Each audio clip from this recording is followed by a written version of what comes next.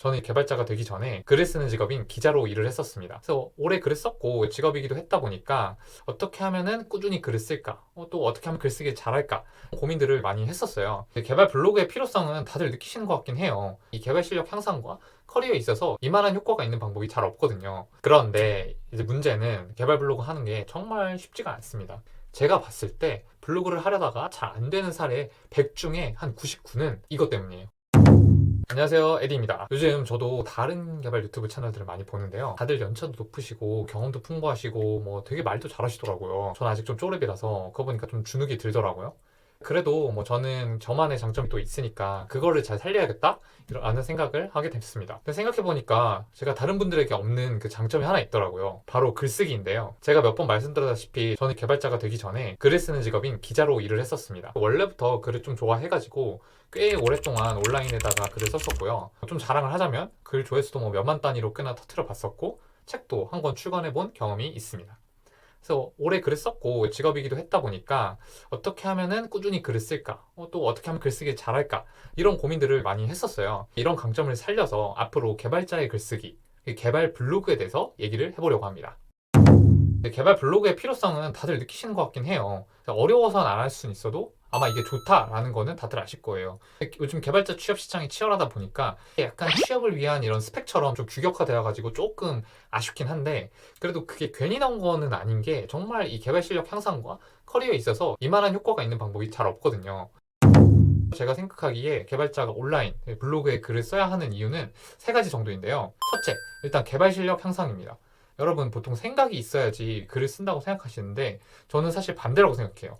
글을 어떻게든 쓰려고 하다 보면 생각을 하게 됩니다. 그리고 그 생각을 다른 사람들한테 설명하려고 노력을 하다 보면은 깊이가 생겨요. 그냥 보고 들어서 아는 거랑은 차원이 다른 아웃풋 중심의 학습을 하게 됩니다. 저는 개발자에게 굉장히 중요한 능력 중에 하나가 학습 속도라고 생각을 하는데요.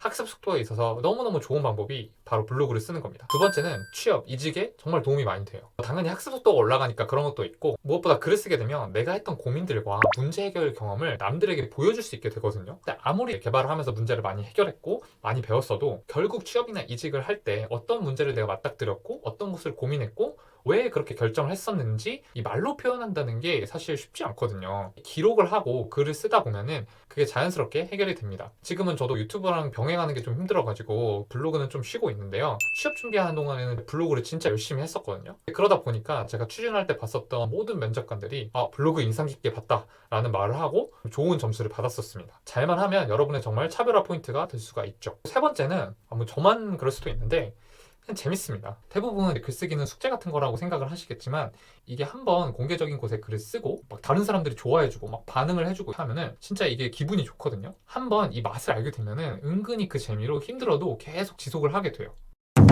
그런데 이제 문제는 개발 블로그 하는 게 정말 쉽지가 않습니다. 아마 꾸준히 지속하는 분들은 전체의 한 뭐 1% 정도? 대부분은 좀 하다가 접으셨을 거예요. 근데 사실 당연해요. 이게 진짜 어려운 거거든요.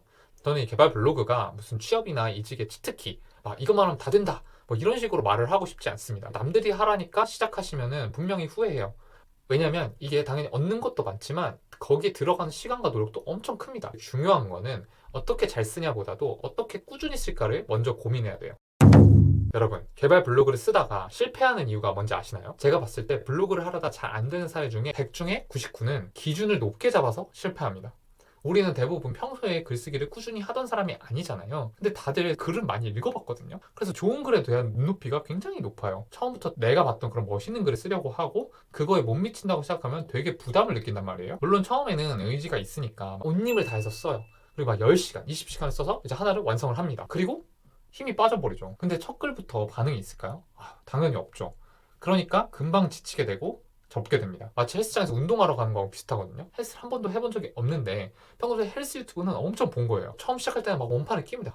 이 정도는 해야지. 다른 사람도 이 정도는 하니까 막 하고 막 드는 거예요. 물론 그렇게 해서 들리긴 들리겠죠. 근데 다음날 온몸이 쑤시고 힘들어서 헬스장을 또 못 가게 됩니다. 근데 글쓰기도 마찬가지예요. 글은 누구나 쓸 수 있지만 그렇다고 쉬운 건 아니에요. 특히나 여러분들은 개발자가 되고 싶은 사람들이고 글쓰기가 본업은 아니잖아요. 그러니까 블로그가 성공하기 위해서는 여러분들이 페이스 조절을 잘 하셔야 돼요. 의지로 막 열심히 하려고 하면은 금방 지칩니다. 천천히 이제 몸에 익숙하게 만들어야 돼요. 여러분이 헬스장 가서 이 빈바를 들듯이 진짜 한 문장이라도 꾸준히 쓰는 근육을 기르셔야만 장기적으로 여러분들의 글쓰기를 지속할 수가 있게 되고 여러분들의 무기로 활용을 할 수가 있게 됩니다.